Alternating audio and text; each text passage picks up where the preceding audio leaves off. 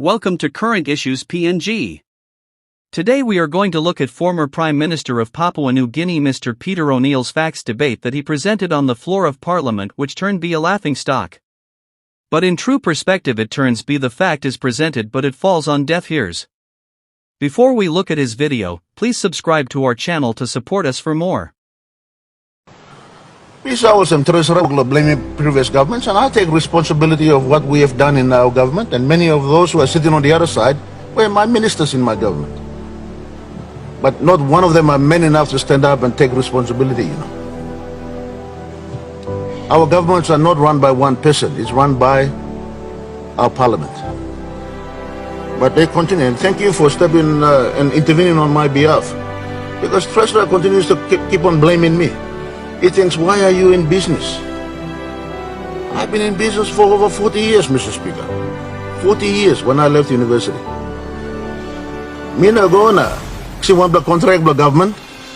I didn't ask the Prime Minister to write me a check when he was my finance minister. Let me assure you that.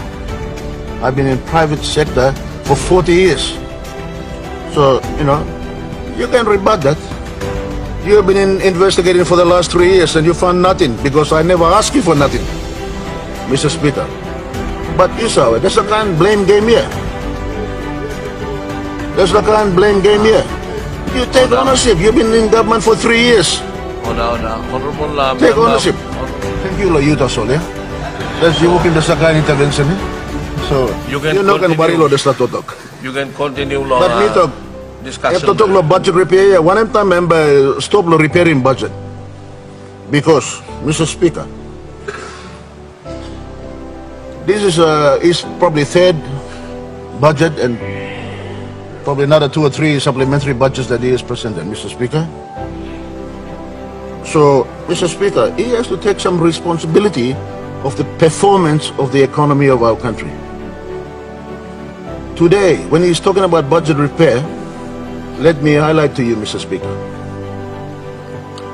This is 3 years of consecutive high deficits in our budget. 3 years of record consecutive high deficits. Mr. Speaker, also, this year and the last year, and the year before when COVID was in our country, unemployment is at record levels, Mr. Speaker. At record levels. But minimum wages is still at its lowest. There are a lot of families out there who are hurting, Mr. Speaker. But today, as government continues to print money and borrow money from the central bank, the interest rates are going up.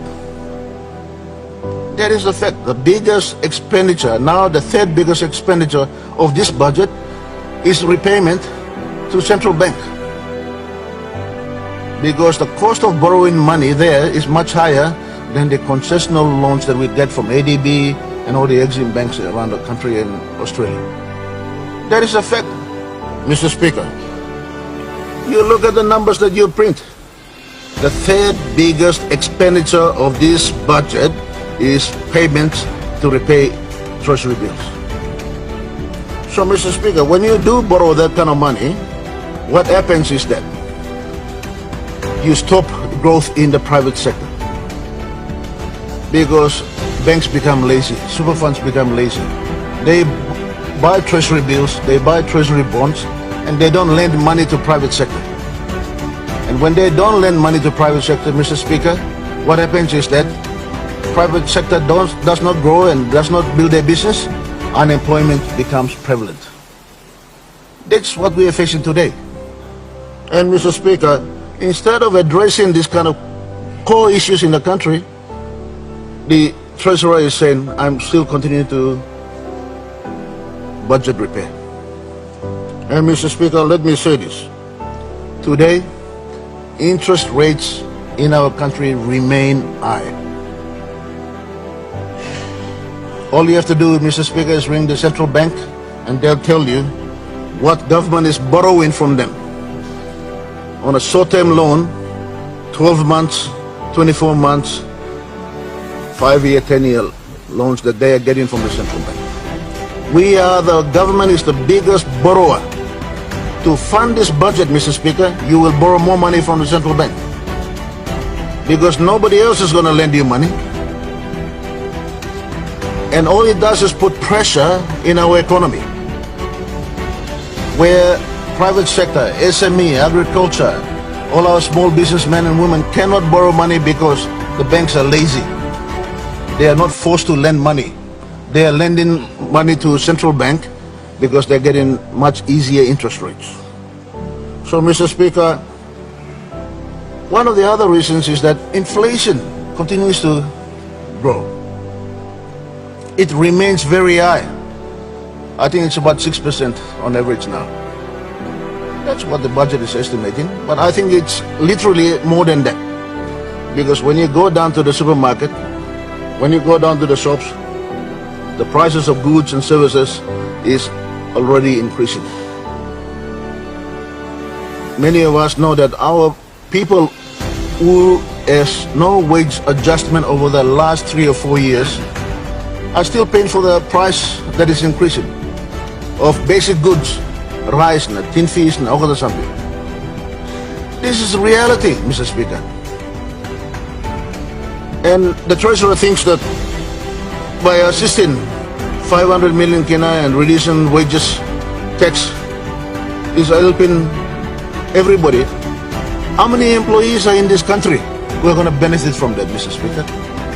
Probably 150,000 people. Get your numbers, go check it, go to IRC and have a look before you make pronouncements. These are only 150,000. What about the rest of the 9.5 million people in this country? How are they benefiting from this budget where the cost of living is increasing, cost of prices are increasing, Mr. Speaker? So we have that situation where inflation is going up, interest rates are going up, business confidence is very low. So how long are we going to continue to do budget repair? So, Mr. Speaker, when you have a situation now, the Treasurer who continues to walk in and out because he's got no care for the country, no care for the country. It comes late. This is the most important budget policy document for the government, When you're serious about running this country, you sit there and listen.